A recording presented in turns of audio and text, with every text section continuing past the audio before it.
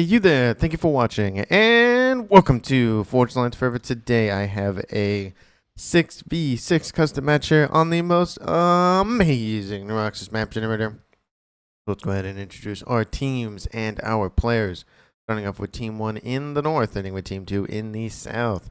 Starting off with Team 1's Eastern player, then clockwise around their lineup, we have it in Barbie Pink, Team 1 Psychoad. He is a 1700 as an Aeon.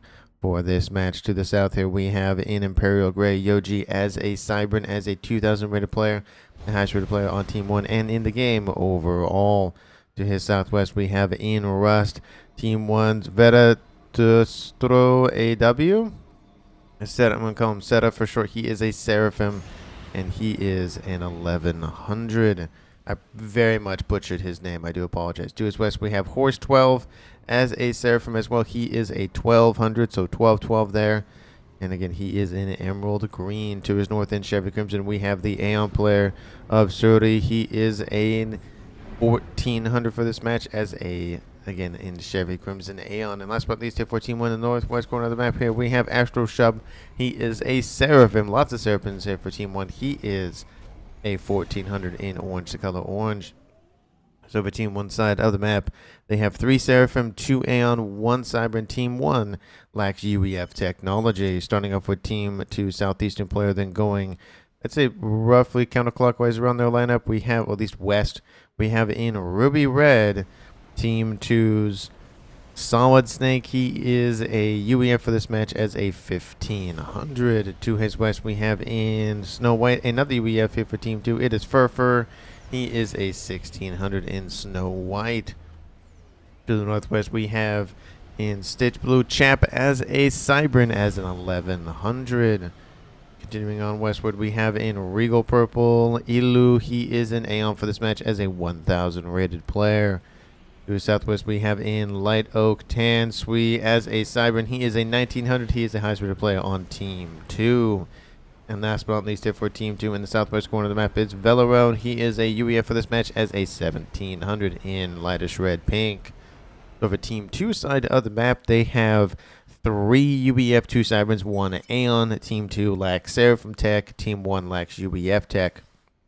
And for these 12 players on the map, let's take a look how much reclaim they have to scoop up. Currently sitting at 11,000 mass, which is a little bit under 1,000 mass per player, and the majority of that mass does sit in the middle of the map here, which will of course be highly sought after for those early upgrades and units and whatnot.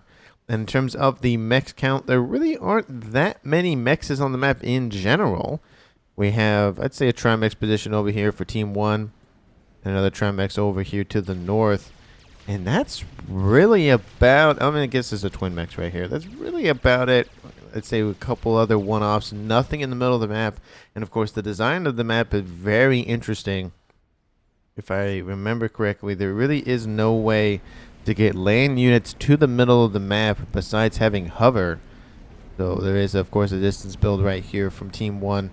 So we can imagine that there's going to, of course, be a mad dash for all the reclaim in the middle. And then afterwards, it's probably just going to be a mad dash for T2 land tech, at least, that we can get units across the map, either via hover or otherwise. It's going to be very interesting. These players are going to be limited on how much mass they have just because of all the mexes that don't really exist. But to be fair, there are 4 mexes in the main base, so it's a standard lineup that way. There's not really a lot of things available to these players in terms of expanding out very quickly. So we'll see as the game progresses how well they do.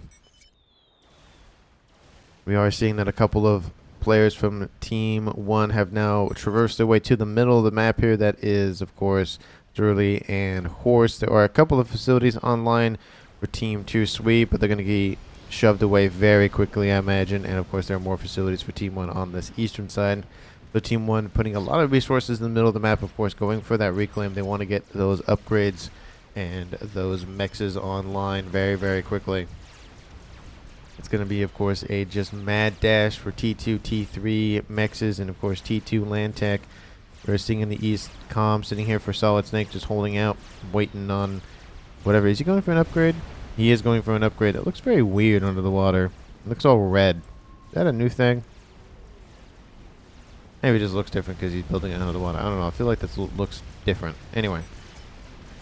We see a couple of fighting here in the west. Some Zui versus some Aurora. Those are the only two units that Team 1 and Team 2 have access to that can traverse the water, at least hover over it. Of course, the comms can do that, but that's really about it. So Team 1's Seraphim players will be at a huge advantage because there's 3 of them, plus 2 Aeons. So 5 out of the 6 players on Team 1 can send units across the map. Team 2, only 1 player can do that currently, which puts Team 2 at a huge disadvantage for now. That's, of course, will change, but it just will take a little bit of time to actually materialize. We do see a couple of comms fighting one another. In the western middle here, we have Team 2's Velaron and Elu moving in. Elu has a speed and range upgrade on board, and Astro Shub has nothing. Boris has nothing, and Suri has nothing, so Team 2 went for a little bit more aggressive commanders, and this is paying off quite nicely now that Astro Shub has dropped into the yellow. He's going to retreat and just get out of range. Of course, it is the 3v2, but it's almost like it's a 3v2 anyways because, well, there's 2 comms, 1 with a gun upgrade and 3 without. But of course, it does put Elu at the hugest, biggest advantage because he has that range upgrade as well. Boris is dropping into the mid-yellows. It's not looking good here for Team 1's middle comms. Of course, we do see Psychoad over here to the east. And there is a little bit of gun upgrade started here for Chap. So he's pushing in on the eastern side as well.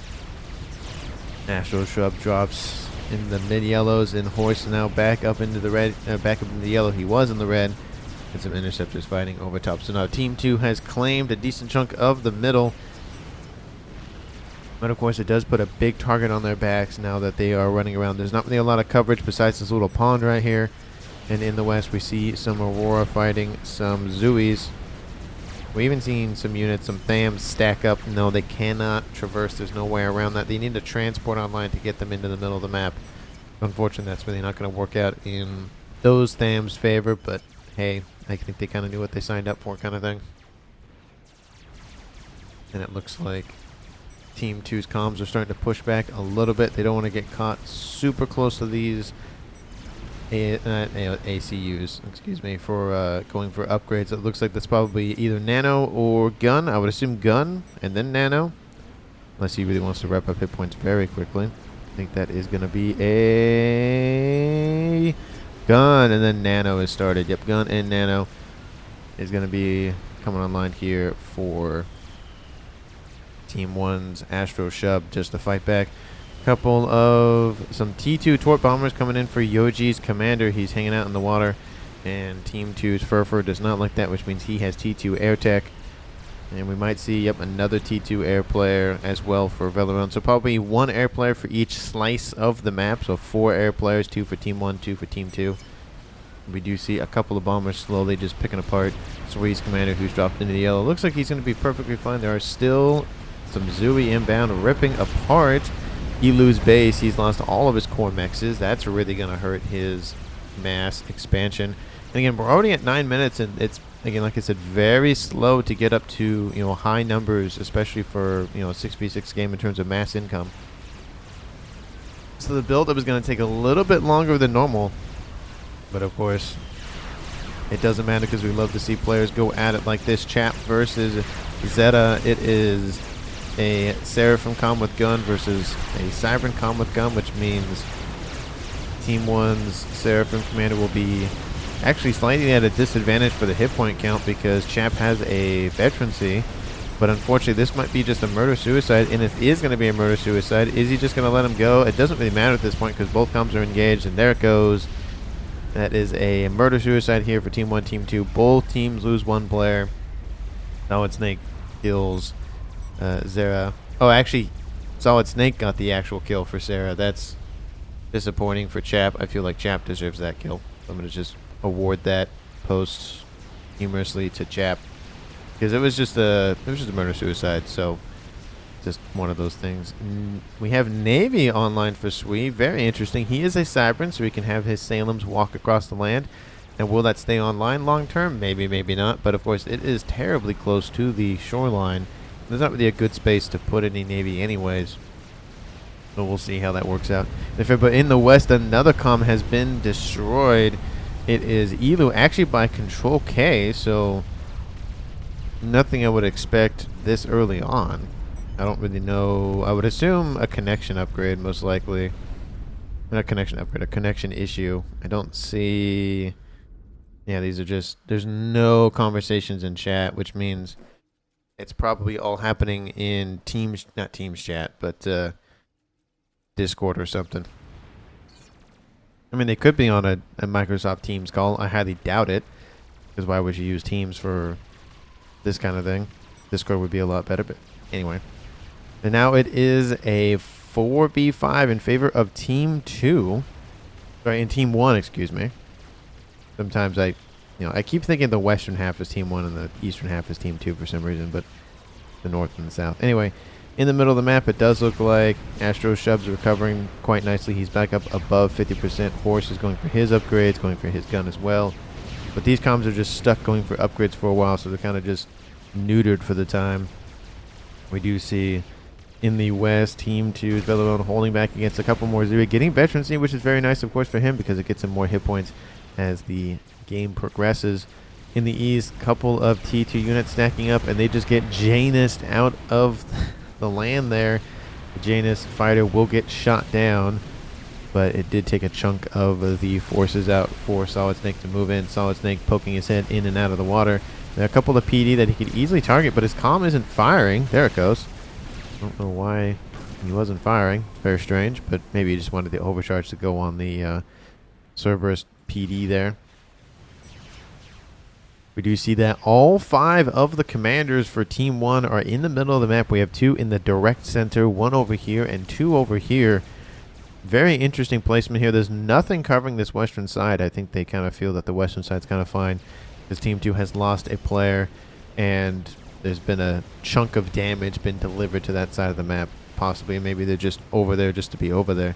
But I wouldn't be surprised to see Horse and or Astro Shub just shift westward, just because it is kind of a vulnerable area of the map. If a couple comms move that way and try to just blitz down a section of the map. T2 air online for another player on Team 1, Suri. So we have 1 over here to the southwest. We have, northwest, 1 over there. And 1 over there, which is a T3 air tech online here for Team 1 Psycho Ed. Does anybody else have T2? Yes, and yes. So we have T3 firmly in the control of both Team 1 and Team 2. And Sui could easily go for T3. He's going for some renegade gunships as of right now. And like I said, this is a very interesting map because it really hinders a lot of land engagements and essentially makes it so in order to have land in any sort of way, you either have to have units cross one of these blades, like water blades, or you have to have hover units or underneath the surface of the water units move across that engagement point. So it makes it very difficult to really have early expansion in terms of like pressure on your opponent with land, unless you, of course, you have Zui or Aurora, which again slows down the game a little bit, but that's not necessarily a bad thing. It does force different engagements to happen. Comm on comm in the middle of the map, or comm on comm over here, that sort of thing. I don't understand why Elu control Cade. Again, that could have just be a connection issue possibly, but again, there's nothing in chat to distinguish that. There are a couple of ASFs online, of course, for iPsychoAd controlling the skies above Velarone and the forces of Sui. Sui just building some gunships, and they're being shot down. This one was fired at, but looks like it's not really getting... No, it's getting hit now, but earlier it looks like it wasn't getting hit, but there it goes. It does get shot. Damn, man, some of those shots are actually just missing. You see that? So, see, most of the shots are actually missing that target. Some of them are hitting, but a lot of... Wow, look at this. A lot of them are missing. That gunship would be shot out of the sky by now by all those... I guess those are Swift Winds, and some of these are Coronas, so... But still, very surprising that that gunship is somehow still alive. Or at least survived for that long at a minimum. Do you see the comm of Astro Shub, like I predicted, would move westward? And he has done that. Of course, we have some Zui over here and some Zui over here moving in. Lots of T1 artillery units moving in. Of course, not a lot of direct fire, all indirect fire, which is nice to have, but would like to have some direct fire, of course, in any situation. Couple of Riptides running around here for Solid Snake, just trying to poke and prod at his opponent, thinking what defenses he has online. Team 1 Avenue is vulnerable. T3 land is online, producing some bricks. So those, of course, are going to be very important. Be able to traverse the water and go to the other side of the map. The only units who cannot do that in T3 land are going to be the Harbingers. Definitely unfortunate, but they are the fastest moving ones, so that's kind of a nice compensation. And the only one that have their own personal shield as well. At least in terms of the Harbinger, the Percy, the Brick, and the Autumn. Astroshop pushing in, leading his forces and forces from Horse in this position here for Sui, once belonging to Elu. There are a couple of T1 PD trying to be spammed up, but going to be a while before the majority of them come online, and that's not great here for Team 2's position. All the core mexes are gone. Everybody needs any scrap of mass they can. The numbers are slowly starting to favor Team 1, 480 versus 420, roughly. And right now we have Astroshop just sitting here not doing anything. Oh, there he goes. Just wondering why he wasn't doing. T1 Mex tries to be put online in this base. He's now actually reclaiming this position while his comm is sitting here. Definitely a bold move. In other situations, I really would not recommend that, just in case a large army comes in and just wipes him out. But there's really nothing nearby. Of course, we have the benefit of full vision. And again, like I said, this game's been kind of slow in terms of land and in air and stuff like that because the mass has been kind of limited. But there are T3 mexes starting to be down around that. T1 bombers over top going after Veleron's commander. That's not great. It drops him a chunk of hit points. It's a nano gun versus a nano gun. And no star veterancy here for Veleron. Another bombing run has been successfully ran, which will severely drop Veleron's hit points and not really allow him to engage Astroshop. There are some Corsairs, though, inbound from Swede. That's going to hurt. Essentially have the same effect. And, of course, an ASF fight happens over the top of this engagement here. We do see now more gunships. Man, bombers, gunships, Corsairs. Oh my, and there goes the shot from that one bomber. Did him in, and that was Astroshop's bomber. There he is. It is now a 5v3 in favor of Team 1. You can see Team 1's taking a highly defensive approach over here in the east. There are some missiles outbound, which I'm going to go see if they're going to go after Sui's command, not Sui's, but Yoji's commander. Trying to figure out which commander is which. Looks like they're on a collision course, and he moves. Oh, he gets sniped. Ooh. It was just enough to get him. Nice grab by Furfur. Good job there. Drops this game now to a 4v3. Team 1's highest rated player has been knocked out of the match by a tack snipe. Ooh, and he even saw it at the last second, but the tiny little bit of AoE on board the missile was just enough to get him. Had he moved maybe 2 or 3 seconds sooner, he would have been pretty much fine. But oh, that's gotta hurt. And now we see that Psychoad has control of the entire northeastern section for Team 1. Sui still has control of the southwest, and of course we have the 2 players over here in the southeast. The only section of the map that still has all 3 of their players is the northwestern section for Team 1.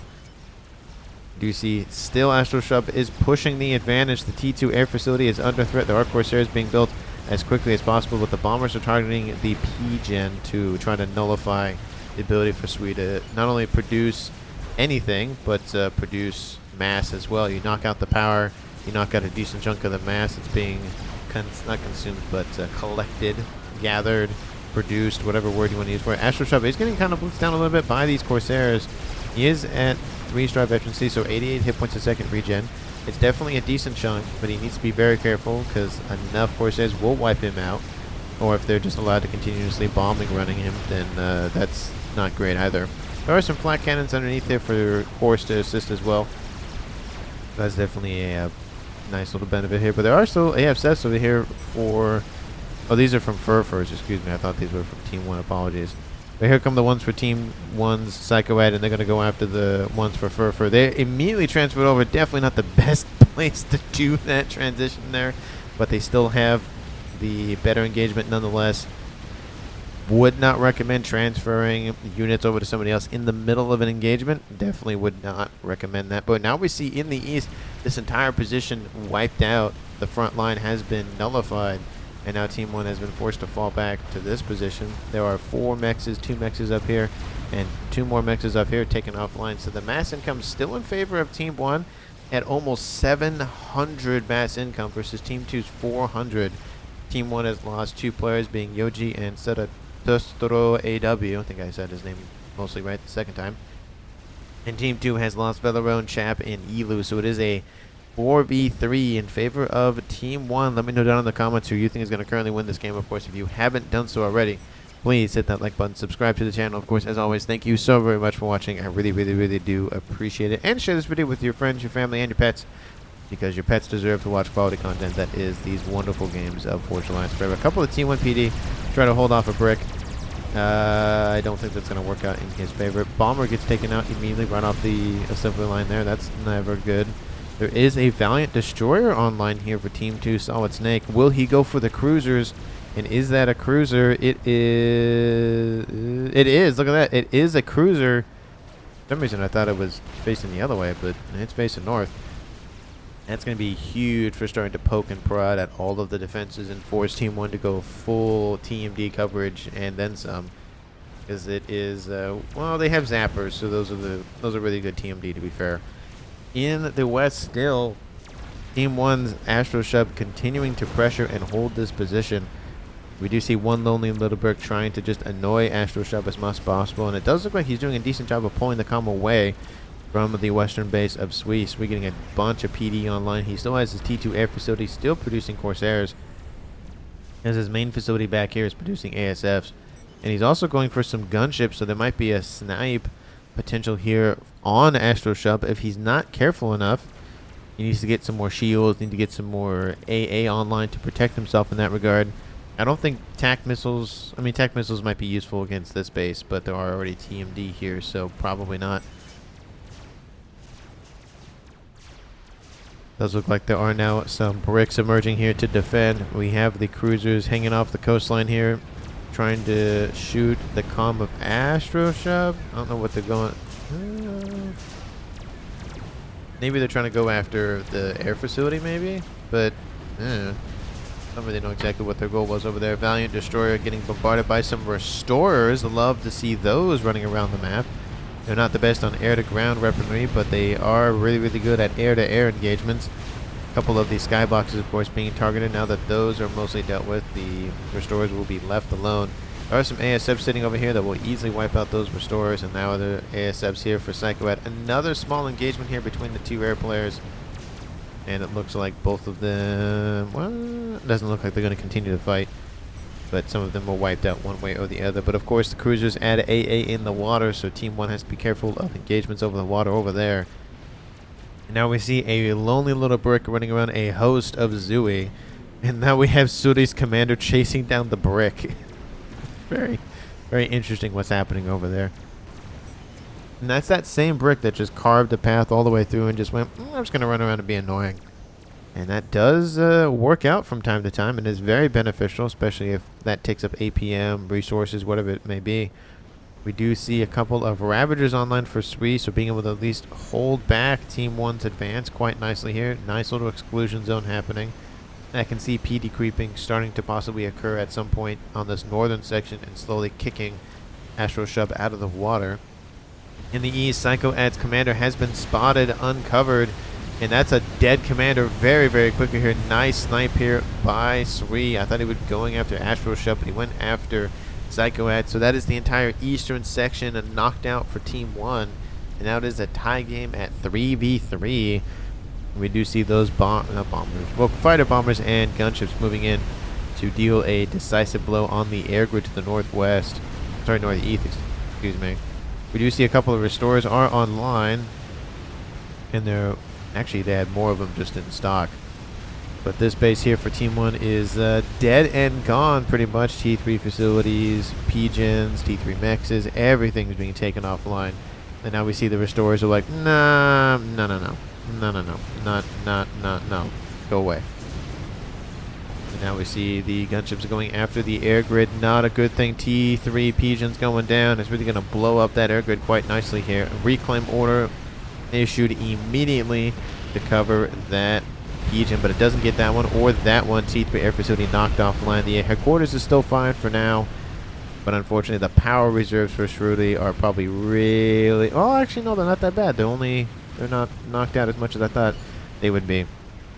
That was a great use of those gunships and those fighter bombers from Sui. I thought he'd go after Astro Shub to kind of push back on the pressure here from Team 1, but he went all the way for the air player over here to the northeast. I think that's probably a better call, and that was a great use of those units, so good job there. Kind of shows why he's a 1900 and I'm not. To the north, of course, another air grid is already online because it's been online for a while. And what's nice about that situation is that they were both Aeons, so there's no issue with different types of units or anything. It's just an Aeon facility for an Aeon facility. And the T3 air facility headquarters is still online. So even if he lost this position over here, he still has a backup over here. So he can still produce air units as much as he wants. Another lonely brick running around. Did they deal with that other brick? Yes, they did at some point. It'd be funny if that was that same brick that just came right back around. We do see Astro Shop is in full retreat. There are gunships inbound, and that looks like a dead comm to me. That is not a good thing. He needs to get under shield coverage, and even if he does, that is not a good thing. There he goes for that shield coverage. Will he make it? Probably not with all that firepower and the Corsairs. That is a dead comm. And I think Sui's turning this game from an annihilation to an assassination game at this point. He's used the same move twice. One after the other. Is now a 2v3 in favor of Team 2. The first time in the game that Team 2 has an advantage in the comm situation. But now we see it's just turning into a gunship versus gunship situation. Brick's taking out the T2 naval headquarters here for Solid Snake, so no more cruisers for him. Couple of flak cannons sitting over here, not really. Well, they are shooting at the restorers, but the restorers can easily go after all that stuff. They're just not being microed. And that's going to be one big thing here for these players, of course, as time goes on, is the APM for all of them, including, you know, the 1900 of Sui will go down.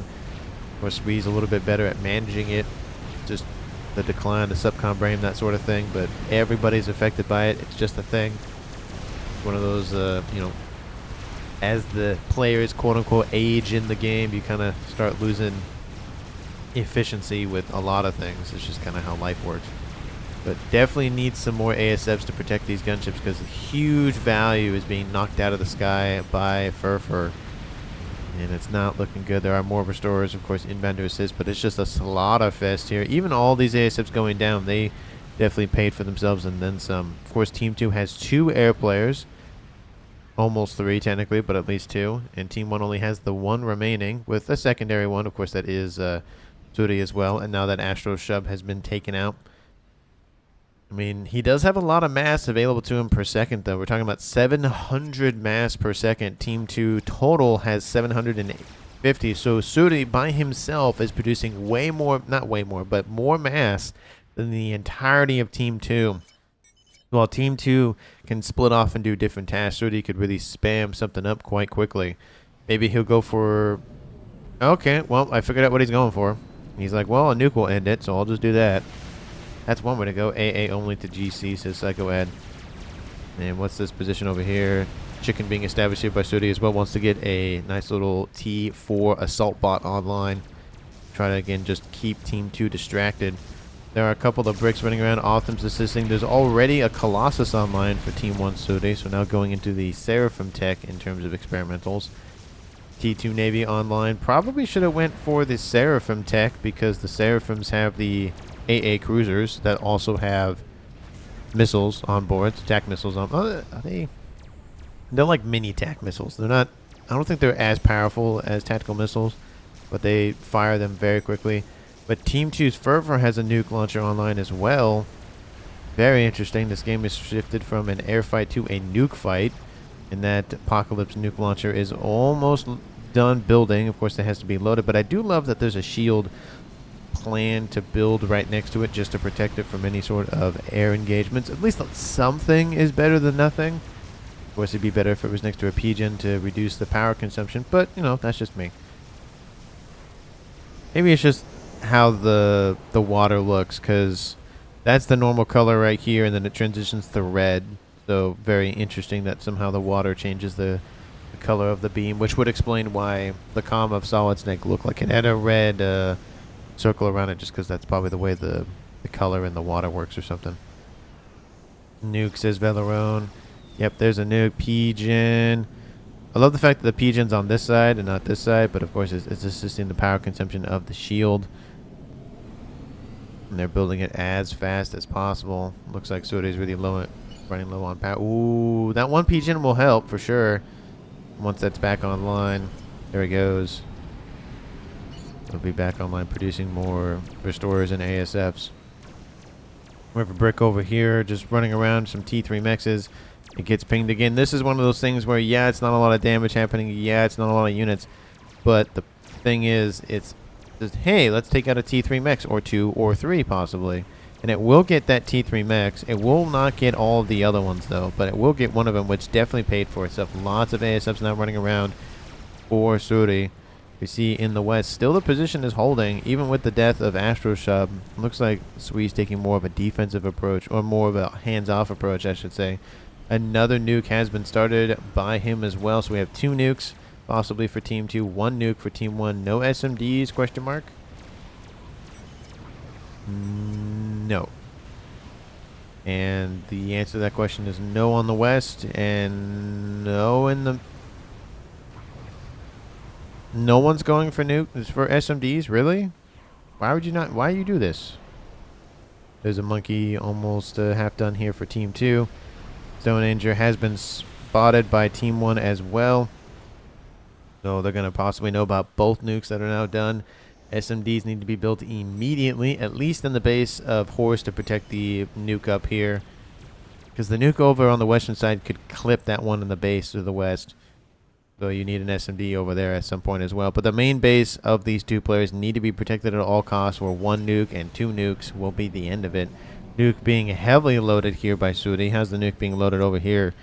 It might be a situation where both players are able to fire the nuke, but both players are going to lose the base. I don't think Team 2 knows about Team 1's nuke, though. Nuke, they're like, they think it's a nuke. So they're thinking about it. Scout for SMD, says Chap. Well, I already told you this. Everybody doesn't have an SMD. No one's built an SMD. 31 minutes on the clock. Now, that could change very quickly as, of course, all these players are realizing that they need SMD coverage because they're, stuff inbound or whatever. But Burfer builds an experiment so that it is not Monkey Lord. There is an SMD now online here for Sui, but it just got built, so 1 nuke from Team 1 could pass through and kill off a base. That nuke is loading very, very quickly. All of the efforts are being built and put on that nuke. There is an SMD now in this base for Horse, and he's actually overfilling on mass. That's not good. He needs to spend his mass. You can see that bar is filling up quite quickly with the overflow from his teammate. You can see he's just spending it as fast as he can, these 2 players. I mean, when you have so much mass per second, 1.4, 1.3k mass per second for Team 1, 900 for Team 2. Team 2 has not cracked 1,000 yet. I love the fact that there are just interceptors over here hanging out, and there's a couple of Percys running around. Not a great day here for the eastern side of Team 1, but a couple of Percys are being reclaimed by some hives. That's not great for those Percys. And more mechs is being taken offline. Hey, that kind of solves the mass problem here for Team 1. If you can't spend it, why have it? Gunships inbound to ASFs, moving in to assist gunships. Go this way, says Psycho Ed. I'll go this way, probably talking about the nuke, most likely. Oh, second nuke. I think... Oh, the nuke has been launched here from Team 2. There it goes. Where is it going? It is going for the northwest. Is that SMD going to load in time? No, it is definitely not. The nuke is going to fire. There it goes. Strategic launch detected. Yep, there it is. Here comes the nuke. See, I've never seen 2 nukes hit one another, and I don't think it's going to be this day because the angles aren't right. Oh, there it goes. Ooh, that's a dead air grid and nuke launcher. All the ASF go flee, flee, flee. Kaboom! I'd say that's probably about 100,000 mass killed. No, it was only 72. Okay, well, I overestimated that one. Here comes the nuke. It's not going to clip Team 2 Sui's nuke. It just went for the air grid. Ooh, he could have had it go over east a little bit more, and kaboom! Takes out that air grid, but the nuke survives. That's going to be a new nuke online. Ooh, that's not great. Team 1 was in the lead quite nicely in terms of mass and the whatnot, but with 2 nukes online, that is not great. And he's like, go, go, go. Sending his forces in. Where did that Colossus go? It was over here. I don't know what ended up happening to it at some point, but I think it died. What is that chicken done yet? It looks like a oh, that's that chicken down there. So they're going to send their forces in to the west. And in the east, P-Gen's being built. Nuke is, of course, loading as we speak. This nuke is now almost done. That nuke will determine, I think, the course of the game. It depends on where it's going. If this SMD is able to load quick enough, I think Team 1 will be fine for now. And there's another SMD being built just to cover that one. That's, again, rough. Team 1 certainly has lost 2 air grids. He's re-expanding over here, of course, but it's going to be a while. And that land force is moving in. SMD is going to take it offline. That's going to hurt a little bit. Of course, it wasn't even loaded anyway, so it's not a huge deal. Of course, the main target is the nuke launcher. The nuke is firing. Where is it going? There's another one inbound to Team 1 side of the map. They won't do close fire support. That doesn't make any sense. They're going to go for the base over here, which is prepping. You know, it has some not the fighter bombers being built, that sort of thing. But it's going to hurt the eco here for Suri. I don't think it's the best nuke. Had they gone for this one, it doesn't even matter because the monkey's here, so that SMD is down. Oh, that's got to hurt. They probably could have gone for this base and completely wiped it out at that point. The restorers, of course, are running around. That nuke is going to land and boom. There it goes. In the south, they're going for the nuke launcher. They got the nuke launcher. This one is now offline. So 2 of the 3 nuke launchers in the game have been taken offline. Fat Boy is being hastily built. SMD is non-existent in this base. Oh no, there's one right here. There is an SMD just in case Team 1 builds another nuke. But they have now cornered Sui in the southern side of the map. He's just saying like, hey, please don't find me, please don't find me, please don't find me. There's enough Othams here to where they will wipe him out very quickly. He doesn't have gun on board, doesn't have nano on board, has a T2 engineering sweep. That's it. That's all he's got. He's losing all of his mexes. And even the cleansing of the western side of the map here for Team 1 has begun. Of course, they're trying to keep that chicken at bay, but unfortunately it's not going to do much at this point. Like how this tickle cannon is trying to take out that chicken, but it does look like that Sui's comm has been spotted by the Otham and lightning tanks are firing. I don't know what environment that is, like a tiny little crevice or something that he can't walk into. Sui's comm is he's dead. He's dead and gone. That was, yeah, he wasn't really getting out of there. The only way he could have got out of there is if these units moved out and he followed them into the water kind of thing. Well, almost slipped by. Good ping. Says Horse. Yep, great job there from somebody on Team 1. And Psychoad says you can win this. Team 1 has control of the northwest slice and the southwest slice pretty much. Now Team 2, of course, still has the southeastern, and they are now making their way north to the northeastern slice. So we could see a base trade happening where Team 1 controls the western side, which I thought they did initially anyways.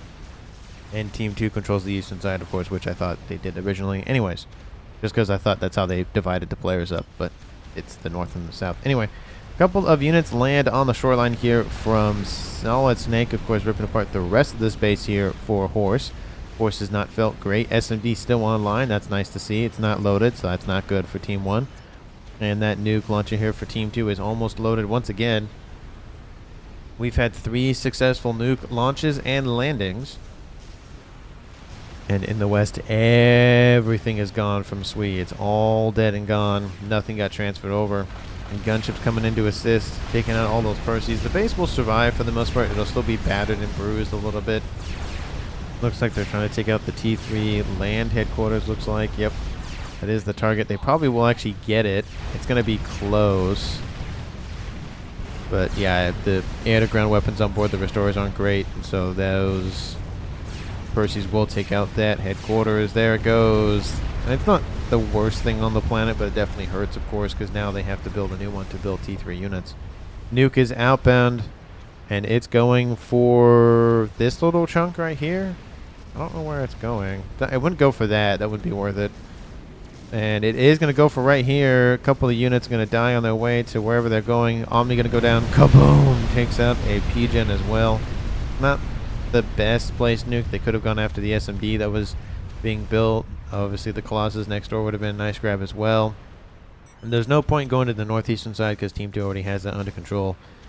And that nuke now has killed off 102,000 mass. So 30,000 mass with that nuke. Again, it isn't bad. I just think there was better uses for it. You could have taken out the rest of the mass here. I don't know. It's one of those things where I think in hindsight something would have been a little bit better, but again, it's kind of hard where the main target's already gone and there wasn't any sort of like viable secondary targets. Fat Boy, of course, helping to assist from atop that little cliffside there. Lines of PD. They know what they're going for. Furfur knows what's going to happen if he doesn't build some defenses there. Unfortunately, there is a little bit of an avenue over here, but of course they have to go through some P-Gens, and the lines of PD as well are still in range, at least for most of them. Yeah, that's the range on board all those Ravagers. And the Dryads are pretty much all in range as well. So it's going to be a little bit of a hot battle on the southern edge of the map, and that nuke, of course, is now loading once again. And the northeast has pretty much now been claimed by Team 2.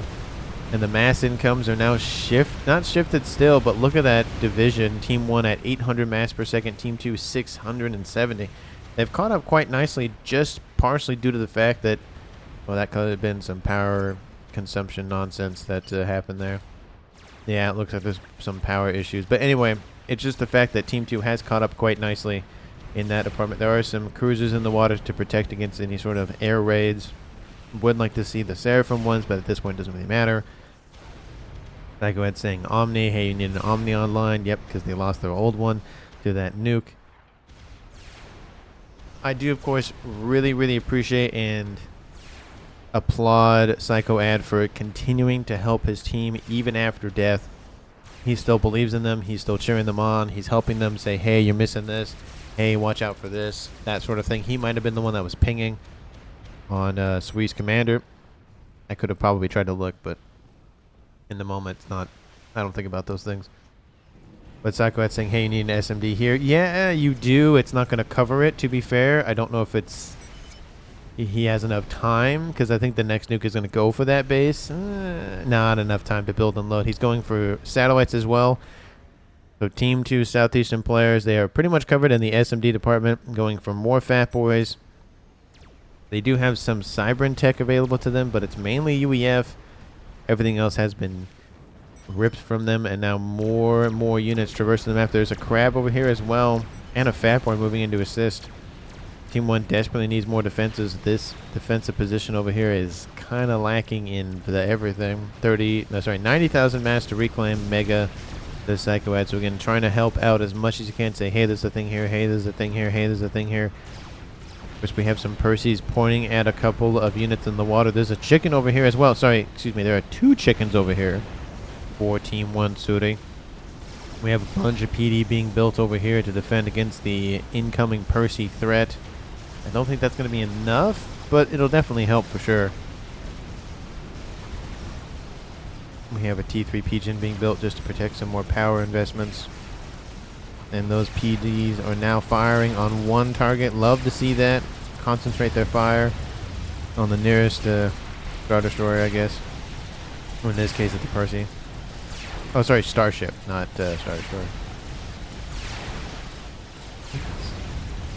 I think that's the phrase for me. Yeah, I think that's the phrase. Anyway, I got distracted for a brief second in my head. More PD have been built, and like I said, it's not going to hold them off entirely, but it will kind of shove them away a little bit. There's also a Colossus up here that could easily come down here and help, but I don't think the Colossus wants to engage with a group of Percys. I don't want to engage a couple of Percys. No, I'm good. See you, bye. Couple of Authams getting close to that Fat Boy, and that was worth sending those forces in. There's a couple of anti-air preset SACUs, but that Fat Boy's taking offline. There's still one over here, but taking out half of that artillery power is very good. for Team 1 to keep this position online for the most part. Team L, Fatboy says Zera. I mean, they could. It just depends on how much that Fatboy moves. If he moves a decent amount, it's not really worth it. If he doesn't move, it's definitely worth it. Another satellite being constructed, more and more and more and more. Needs more shields, though. One shield isn't enough. Is Team 1 building any sort of things to counter artillery? No. Or counter, sorry, satellites like artillery? No. Looks like it's just P-gens and more P-gens and more P-gens.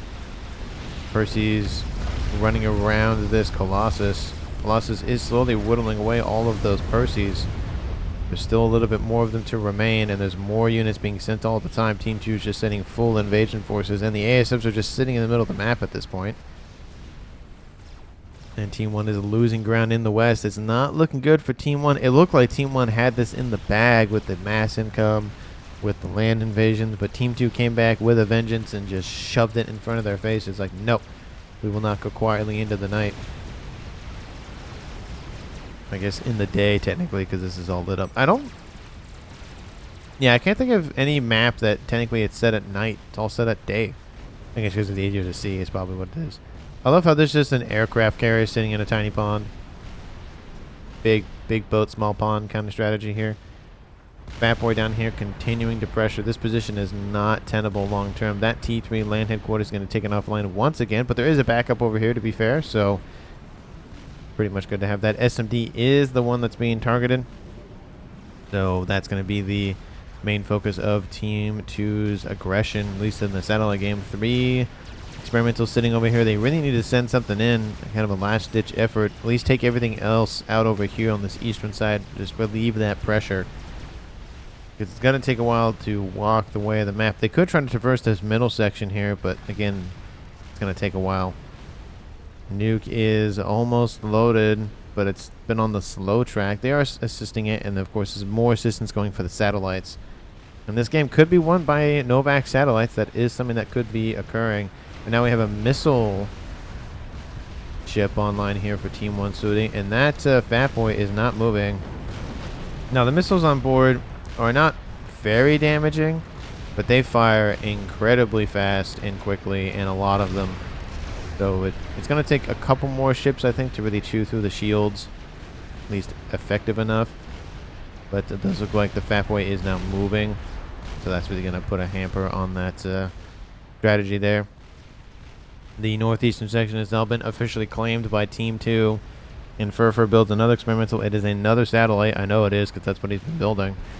Pigeons being targeted. Looks like more T2 shields also coming up to assist with that as well. T3 land headquarters for Booty might be targeted. I don't really know what the... No, yeah, targeting the Pigeons, it looks like. No artillery, no nothing in terms of long-range weaponry here for Team 1. Team 2... Oh, there's a Duke started here for Solid Snake. I don't know if it's really needed at this point. I feel like the satellites are probably a better way to go at this point, just because it's easier to build them.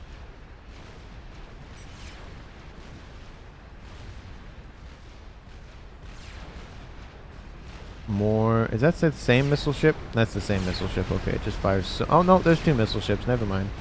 And they're really trying to go after that Fatboy, keep it on its toes. The shields, again, are holding to Star Veterancy now on board that one Fatboy. Looks like the satellites have found a new target. Take out all the mexes, which is always a good idea. That's a very, very good use for satellite. Even if they don't take out anything, you know, Pigeon-wise or artillery-wise or nuke-wise, or game ender wise, taking out all the mass hurts, because less mass means more time it takes to build stuff. More time it takes to build stuff gives players more time to, again, counter stuff. And now the game lagged there for a brief moment. That was annoying. Trap bombers are inbound for something, and there are ASFs moving into intercept, and that didn't really go the way that they thought it was going to go. I don't really get where they were going with it. And now we see all of the land units have now shifted westward, but this gives an opening for Team 2 to land troops on the shoreline. There is the Percy's dropping in like Normandy. Well, not exactly like Normandy, but similar to Normandy. Dropping on the beaches. They can't establish a frontline position, but at a bare minimum, they can just really rummage Rampage around the map. Lots of AA facilities up here, but that's not going to last if those units go northward. Of course, the units here from Team 1 fully invade, and there are some chickens catching up to some SACUs. That's not going to be that great for their lives. And the AoE is not going to help. Of course, they'll damage a little bit of their friendly neighborhood teammates as well. Fat Boy's in full retreat, Crab's in full retreat. But it's given an opening for Team 2 to invade this northern side. It was essentially death by 1,000 cuts, it looks like, here for Team 1.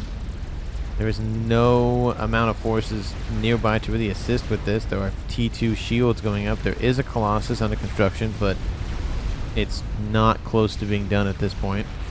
And I think it's just the satellite pressure with the P-Gens is really just going to net this a win for Team 2. I mean, it could happen where Team 1 just magically comes out of it and wipes Team 2 off, wipes Team 1 off the map, or Team 2 off the map, talking about Team 1. But it's just, they drew all of the forces in southwest really to allow the land invasion to come in, both on sea and on air. And now with all these Perseus in the middle of Team 1's base, I don't think it's going to go well for them at this point. Yeah, there are more shields being built, more P-Gens being built, but I think it's just, there's too many holes in the ship and it's just flooding and it's bleeding everywhere. There's really not really that much that Team 1 can do at this point. There are some PD being built. At this point, you might as well just build Team 1's, and now Team 1 has a recall. They see the writing on the wall. There was a range in which those Colossus and chickens were going, but again, there's just so much damage done and could be done. There could be an argument made that they could have probably lasted a little bit longer. The only problem is, if yes, all of these units will be taken out here shortly. Is that enough to crack this position?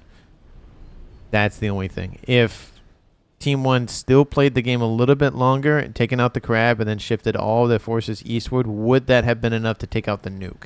That was, I think, the second most dangerous thing. But now, of course, there is an artillery online, so that's not great. And, of course, all these Perseus coming in all the time, that's also not great. And there's more of them all the time.